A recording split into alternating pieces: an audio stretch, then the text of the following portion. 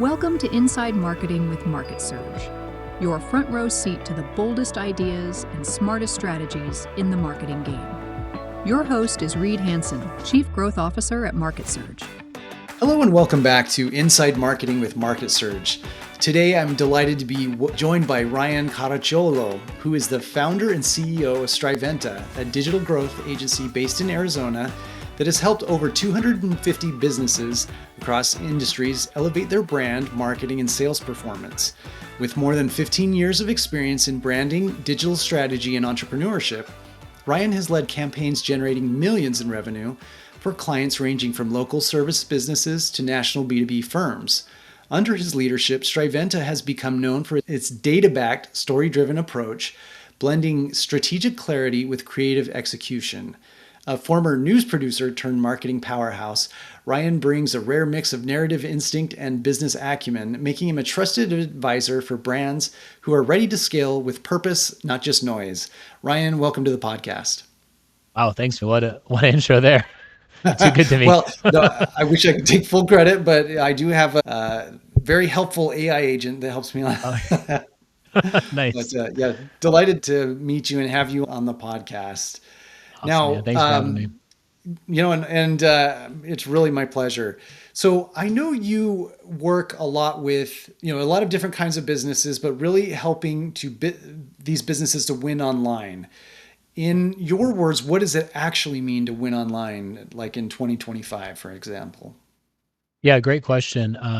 Winning online. I love that phrase. We made a joke to some of our clients when they rank and they actually generate business, not just leads and forms and calls, but we kind of sit back and go, okay, we've won the internet as a joke. So I like the way you phrase that because we say that too. Really it comes down to looking at what the business goals are, understanding those business goals, not just being a lead farm. I mean, there are companies that do that and that's fine. But for us, we like to really be integrated into our partners day to day, month to month, year to year, and really help them establish an ROI model. So winning online in today's world is ranking well, but it's not just SEO as we know it, search engine optimization. It's really turned into search everywhere optimization.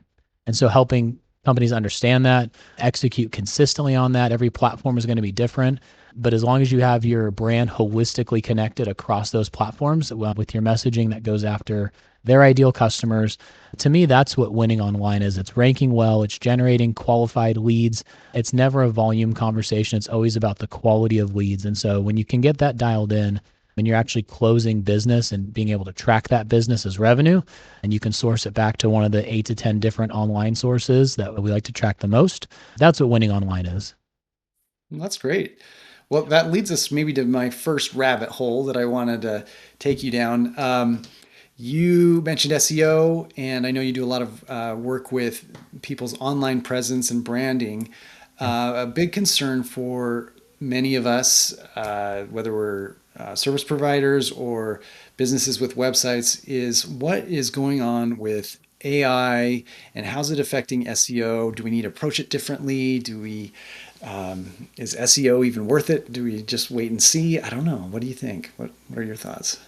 Yeah, I mean, great question, and certainly been top of mind for us. As you can imagine, there's two sides to this equation where there are some people that believe, the roof is falling, the world's a mess in our world, online is dead as we know it, Google search is dead as we know it. And then there's the other world that says, hey, keep doing what you're doing. SEO works and is pulled well into those AI engines, right? And for us, we really kind of line up in the middle right now. There's still so much data being collected, but the reality is if you can understand the intent behind where Google's wanting to push and where these companies are wanting to push, it continues to be around, are we delivering the promise to our customers and users, which is delivering the best answers for their search queries? So AI has been extremely transformative, at least this year alone. Like if you look at January until now, the last 6 months the leaps and bounds have been incredible. Like you look at last year, and AI, at least for us in the agency world on the back end of tools like Google My Business or Google Ads, really AI was just causing a lot of problems because it was just throwing up, false red flags that Google was looking to implement on the back end for checkers, right? Security checkers and things like that. So that was more frustrating August of last year. That's like burned into my memory of when AI really started to hit the ground running and Google's, and back in there. But really, as we lean forward and press on, AI wants to understand your whole company, not just what's found on. So, and again, there's another report published by Google, whether you want to believe what they publish or not.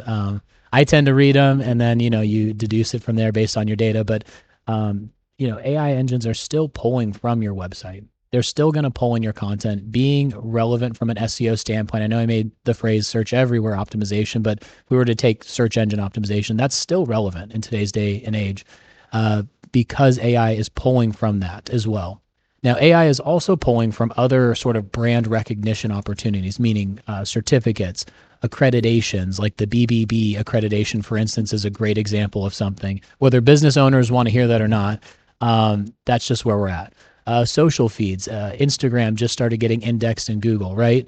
That's a huge win for social media to be indexed that way, similar to it was a huge win for video to be indexed with YouTube. And so what we're seeing is just this all-encompassing pull, and Google continues to make those leaps and bounds in doing that. Yeah, you can focus on other search engines as well, DuckDuckGo. I don't know if anybody's ever heard of that, but Sure, I yeah. like DuckDuckGo. And Like other to ones, hide. Bing, yeah.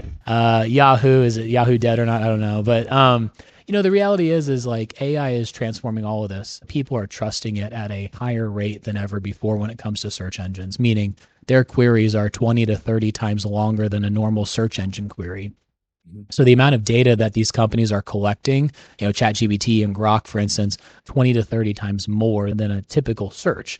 So as you can imagine, that's why they're able to evolve so quickly. So long-winded answer, sorry. Where is AI at? You said, what's the landscape look like? It's definitely rocking the surface right now online. It's rocking the foundation a bit, but the push will always be the same. How do you create consistent and compelling content? And how do you be recognized as an authority, not just a company? And those principles, while a little general, are foundational principles that you can use as a litmus test. That's awesome. I know that you and your business, you're big on promoting brands through storytelling. Yeah. I think this ties in here as you're talking about the more helpful content that AI engines are synthesizing. What would you say is the difference between a brand that tells stories and somebody that just posts like key anchor content that maybe is less effective? Yeah, great question. So I can use an example of company A that decides to post holiday posts on Facebook, thinking customers will look at a holiday post and want to do business with them, or company B that posts things that are, answers to questions and answers to problems that their users are actually searching for. Uh, Facebook, for instance, let's just use that as the example for company A and company B. You're interrupting somebody's day. So if you're going to interrupt somebody's day and wish them well, happy July 4th, like, don't get me wrong, like, I am as American as they come. I love America. But is a July 4th post going to bring in droves of customers for a business that deals with alcohol and drug recovery? Fair. Like, let's have some perspective around that. Okay. Versus company B that is not just telling a story, but educating, the moms and the dads of a loved one that they have to send to intervention therapy. What a heartbreaking time that is. And so, as you can imagine, you and I can meet in a coffee house. We can start to build trust. We can shake hands. You can look at me and say, "Yeah, Ryan's kind of a weird dude, or maybe he's a cool dude. I don't know." But you start that relationship building process. And online, you don't have that opportunity to do it currently. Maybe in the future with AI agents, you never know. But as it stands right now, building trust is only through content and the quality of content and how you tell that story. So it's not just about coming up with a story that you think will go viral. It's about looking at what are people searching for and why, what problems are they going through, and do you have those answers? And if you have those answers and that is your space you want to be in as a company, great. Don't try to fabricate answers just to generate quote unquote leads, right? It has to be quality leads, because you and I both know that a burned out sales team is a terrible sales team. So why am I going to send them 100 unqualified leads as opposed to 20 great ones? So it all comes down to that message. And so that's where company B will win, is they're looking to build trust. They're looking to build genuine connection. I recently heard of an example of a company that's offering like a 15-minute online meditation Zoom for anybody to jump on. And on the surface, you think like, well, that's kind of cool. But the reality is they're offering to be a resource to build trust. They're not trying to sell you anything. They're not trying to, get you to buy with a one-click buy. Because in the services industry, that's different than e-com. But in this example, services-based industry, you typically have a longer runtime, right? A week, 2 weeks, a month, 2 months to build trust in order for somebody to want to do business with your company. So that's what you have to do. Yeah. So now I am curious, you do a lot of technical work and digital marketing services for these businesses. Do you, as far as being a trust, in your role as the agency and being the trusted partner, do you actually create these kinds of experiences, this kind of messaging, or do you, help them with the creative process? I'd be interested to see where services stop and the customer carries the ball the rest of the way. I don't know Yeah, what great question. And something I think in the agency world that we go through is, okay, am I going to create content in order for it to come back redlined? Client's not happy. I'm not hitting the message. And so, at least for us, our process is a bit unique in that we actually interview our clients, right? And just draw out the raw content. So for us, it's not always being like these expert content creators, but rather expert content curators Mm, and allowing our clients to be the experts. Like the interventionist example, I don't have 30 years of experience in drug and alcohol interventions. I don't have 10 years experience as a pain doctor or as a luxury real estate agent. Just so you can see the industries we're in, right?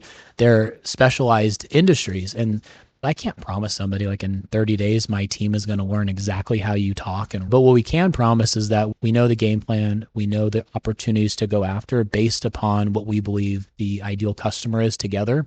For our partners, that's really the call. It's not that we're going to create a ton of content. You're going to have to edit a blog a week or service pages a week. It's how can I ask you the right questions in an interview format, whether it's just an easy Zoom call that we can transcribe. And then that's our ammunition from there. And so that's how I think we're able to effectively work with our partners in getting the content that we need to help them rank for the services and things that they want to, but also not mess up the tone and the voice out of the gate as their brand. As you can imagine, Reed, it takes 60 to 90 days to really work through deep content issues. We have some clients now where we are ghostwriting for them on a monthly and quarterly basis just fine because we've been in the flow with them for so long. But it all starts with being an expert curator, we believe. that's excellent, and good guidance. And you touched on something that would maybe be another interesting rabbit hole is the balance of AI generated content and being authentic. I remember years ago I used Jasper, one of the first like nice interfaces to create blogs, and the blogs that generated at first were not good, Mhm. very obviously like Yeah. AI Yeah. generated, and it's Yep. like improved quite a bit. And I think like to my practice, I can catch a lot of AI generated content that I read out there, Yeah. but I'm not sure what I'm catching. How do you think through the balance there? Um, I mean, obviously, like it adds tremendous value. It saves us a ton of time and money. Yeah. Um, what would you, and it's going to get better. I mean, I think that's the other thing too, is it's not Mhm. just what is happening today. It's like, in 12 months, it'll be even better. Yeah. How do you advise your clients to think through that and that balance? Yeah, great question. We only use AI content. No, I'm just kidding. Bad joke. Yeah. Um, yeah, I mean, so if you get to know me when it comes to Google and the rabbit hole and the conspiracies of what it takes to rank or not, you'll quickly find out that I have a Google Pixel because I'm far down this rabbit hole. I think owning a Google Pixel is going to help our clients. Does it? No. But like anything that Google develops and owns, you have to be a part of. I am very staunch on that. And so, same thing with YouTube, right? When they bought YouTube, like that's the platform we're using and it's continuing to evolve and work very well. But to your point around AI content, um, you know, a lot of speculation has been made. Is it going to penalize a site or not? I know Google last year rolled out in November, I believe it was, an update that essentially killed off a lot of sites or bled some sites out that had a ton of AI content. Now, I didn't look at every single one of those sites, of course, but was it AI content that was quality or was it just AI spammed content, right? I'm going to add 50 blogs a week. I tend to think it's the latter, of course. So I think there's a balance, in terms of what we're practicing here currently to this day, what is it, July 28th, 2025. as a timestamp. We're not leveraging AI heavily in the content creation portion. We'll use it for ideation. We'll use it for research. We'll use it for related topics. We'll even use it to see how ChatGPT is pulling it in, for instance, right? Like asking questions to see how they are responding to the types of content. Am I opposed to it though? No. I think, and you've seen it, and I set Google up earlier in this conversation with the premise of like they have Gemini now, and they're pushing that heavily. So anytime they push a product, right, like any business, they want you to adopt it. So if they were drastically opposed to AI content, they wouldn't be pushing Gemini. Now, again, I like to be white hat SEO, have years of data before just making a flippant decision. But the reality is they've already made the decision for us. Hey guys, Gemini is here to stay. Not only Gemini, but they are producing AI. I don't know if you saw kind of State of the Union address, if you will. Every year they give their big updates. And this year's like premium example was I'm going to sell a t-shirt and I'm going to take a picture of that t-shirt on the ground with my phone. I'm going to upload it to Google Ads and tell it I want it to be on a 5-year-old female walking down New York City. And boom, there's the video of it, right? So like the reality is they are evolving at a rapid pace. I'm not opposed to using AI content, like in some capacities right now. I am testing a website on my own personally that's only AI written content. The case study won't be ready for a year or two probably, but I just needed to start the process now just for my own curiosity. I leaned on the first part, which is I don't want to use AI content because with the clients and the sites that we have, we've built up so much organic traffic, and it's, for one client, it's literally 90% of their business is all organic traffic. So to take a risk like that, right, is tough.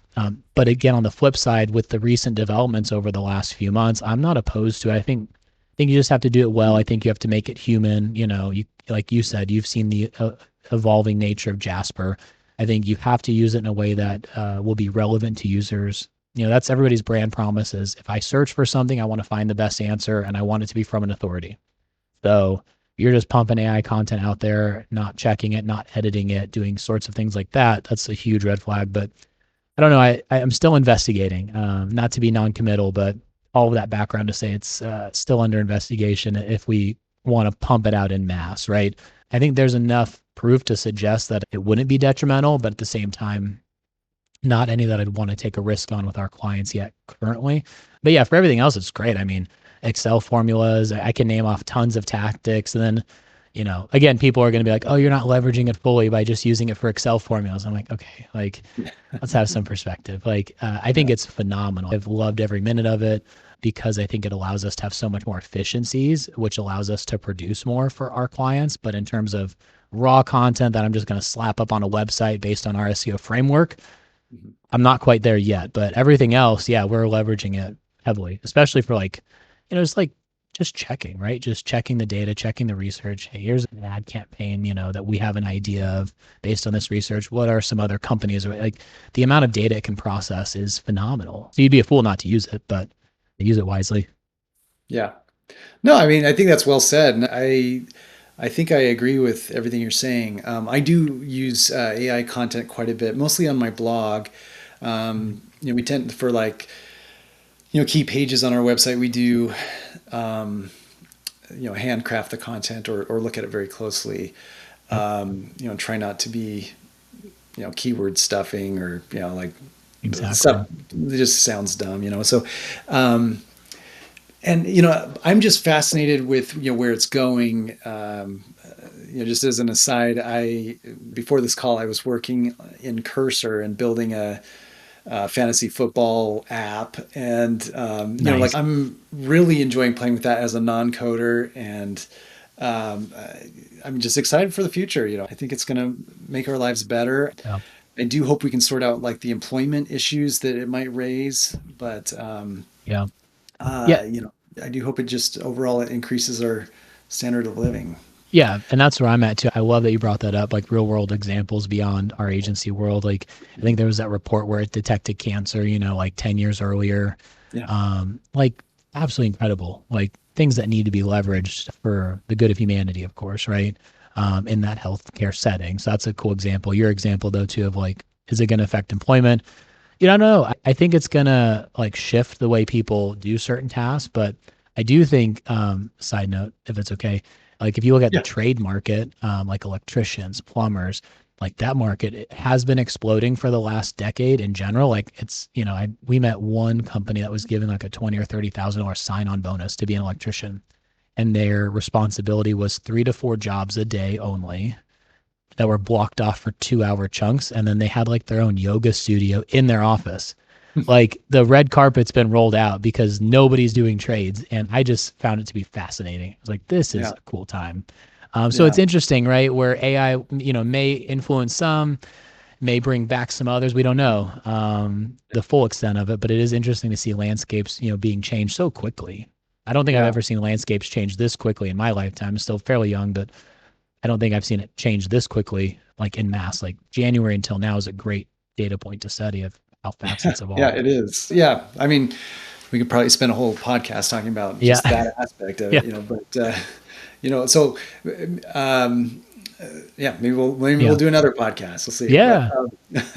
we so we talk maybe back to marketing a little bit. What are some channels or marketing tactics that you feel people aren't paying enough attention to, or maybe a little bit underrated? And I have a few, but yeah, I'd love to let you chime in, and I can add flavor if I have any that you hadn't Yeah. mentioned.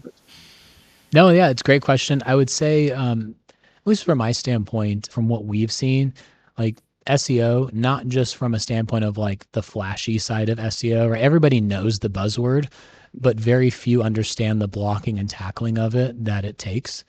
And so when I tell clients a 12-month timeline, like, oh, there's no way, like this SEO person promised me 2 months or 3 months. Like, I'm not giving you a timeline in terms of seeing keyword shift. I'm giving you a timeline like that you have to be consistent if you actually want to scale your business. Like growing your business is different than scaling, right? How do I get from 0 to 1 million is a much different process than how do I get from 1 to 3, right? Or 3 to 7. And so when you actually look at what it takes to grow a business online, the blocking and tackling of SEO, so to speak, like winning in the trenches. I'm using that. You brought up the fantasy football example, so I hope that's Hey, okay. But we actually use that analogy a lot because very few people like they remember the shots down the field. They remember the 50-yard bomb to the end zone or the interception that's a pick six. But the normal onlooker of football doesn't really see all the work that's getting done in the trenches. And if you just watch that game the whole time, it's a chess match. It's a grueling chess match the whole time. And it's just relentless and nonstop. And I feel bad. I don't understand as an offensive lineman how you can just sign up and just be like, I'm going to keep blocking this guy who's bull rushing me for 4 hours or whatever it is. Like the amount of tenacity it takes to sign up for that position is unreal. And so that's what SEO is. You need to have consistent, compelling content that answers questions, and Google wants it to be consistent. If you throw up 20 pieces of content 1 month and zero the next month, like that's not effective. And so I think so often I bring this up because I think people get impatient. If we can keep a client on for 12 months, we rarely lose them, rarely.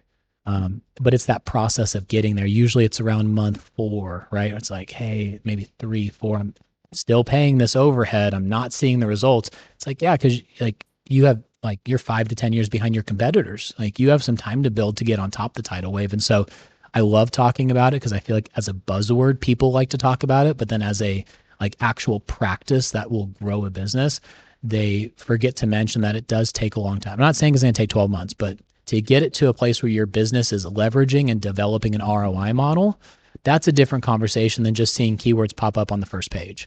So I think that's one area that's not focused enough. And then the second area, just to touch on it too, is the actual website foundation. I think so many people pour SEO and time and content into sites that have natural ceilings. Whether they know it or not, it's fine. But a lot of businesses, pop up a theme or get a cheap website that's like, hey, I'm going to pay $50 a month for this website theme. And the reality is again, that serves a time and a place. But if you're a business that's looking to scale, that's going to require immense amounts of content and process. And you need to have a structure that will actually grow without a ceiling. And so I like talking about that as well, because that's a foundation. That's something that's, you need to invest in like your brick and mortar. Like you're not going to go say, I'm going to open up a coffee house down the road. And I'm going to set up a tent and I'm going to have, my Nespresso machine plugged in the tent. I'm just going to serve. No, like you're going to buy a brick and mortar. You're going to focus on the light fixtures, the paint, the seating, the arrangement, like everything. So if you're so intentional about your brick and mortar, like why are we not using that same intention with how the website is built, right?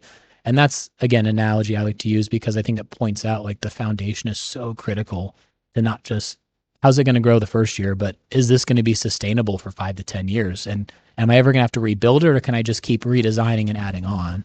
And those are investments that people have to make if it's not built. It might be cheap on the front end, but then you're already rebuilding it after year one and redesigning it after year two. And it's like, man, you could be focusing on so many other tactics to grow your business if it was just built right the first time. So those are the two things. As you can tell, I don't thrive in the sexy worlds of virality of like, hey, let's do a social post and it's going to go viral. But a lot of our businesses it's healthcare, it's service based, it's dealing with people.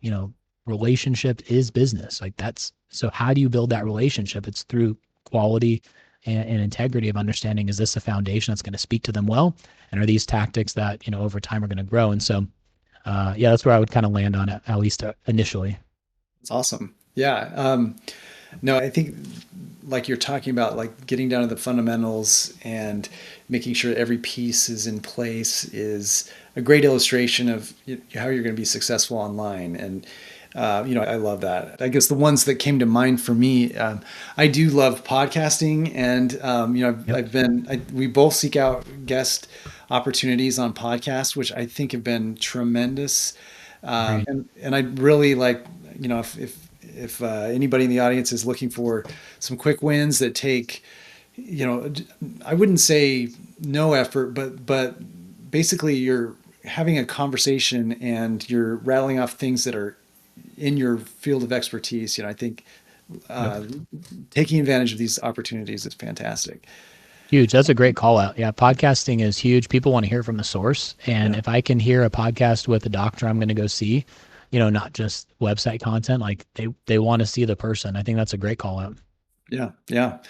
Now, so Ryan, maybe a couple more questions, a little bit off topic. Now, what do you think is a book, or maybe even like a podcast, that every entrepreneur or somebody thinking about really growing their presence online should read to gain expertise and start improving?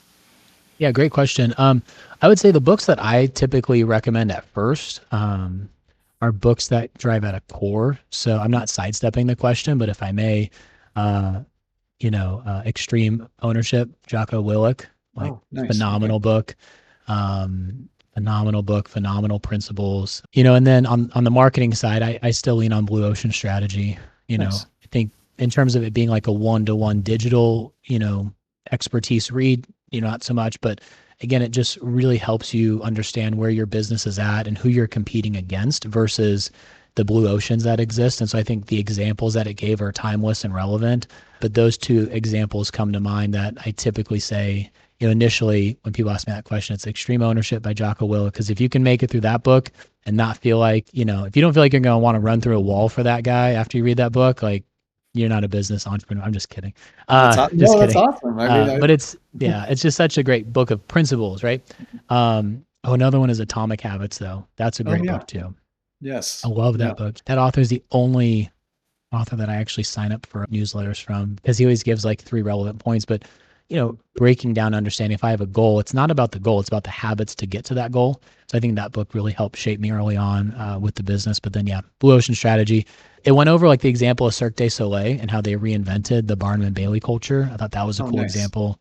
They went over how Southwest, before it became like Southwest Cares, and the heart and all that, it was like how was Southwest reshaping the industry by not being a part of all the other groups, right?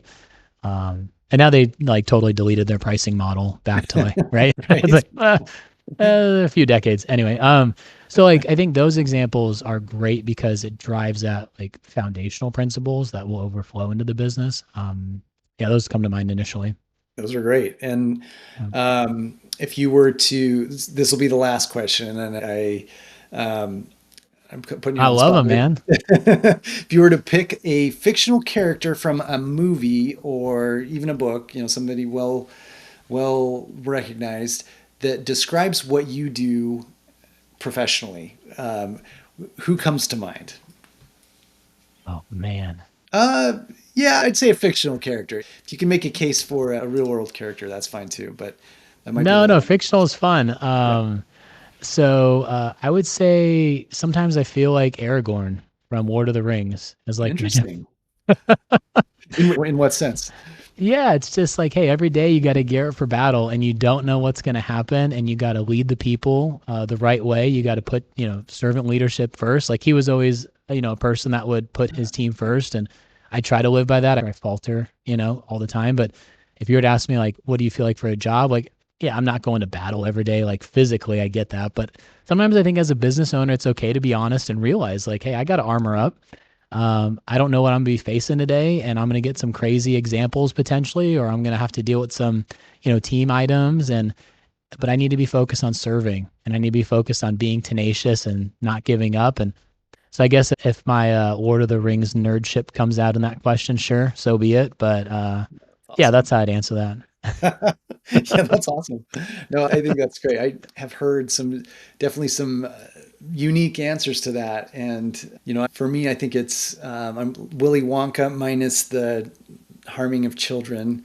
I like to play with all these new toys and create unique, That's awesome. scenarios. And, just, I'm a Oh, little that's bit awesome. introverted. So that's, Yep, it all kind of fits together. But I love it. I yeah, love yeah. it. Well, Ryan, where can people who have heard from you today and want to hear more or want to work with you, where can they find you? Yeah, so they can just go to my website, striventa.com, striventa.com. We came up with the name Striving to Invent, put an A on the end of it because it sounded like a toothpaste if we didn't. So there we go. And then another website, though, when it relates to like the website process, is hyperdrivewp.com. Those are two areas that they can go check us out. And one of the sites has free cookies on it. Like there's no strings attached. Like if you scroll down on Striventa, you can get free cookies. And it's purely because I want people to accept our cookies online and in person. It's a terrible dad joke, but that's the season of life I'm in. I'm just going to own it and move on. Plus they're Awesome. delicious cookies. So anyway. Well, fantastic. It was really a pleasure. And, I learned, and I hope everybody in the audience did as well. Ryan, I'd love to have another conversation sometime. Thanks for joining. Yeah, I would as well. Thanks for having me on. We'd appreciate it. And glad to be a resource. Want to stay ahead of what's actually working in marketing right now? Head over to MarketSurge.io and see how we're helping businesses grow smarter, faster, and louder. That's MarketSurge.io, because your next breakthrough shouldn't be a guess.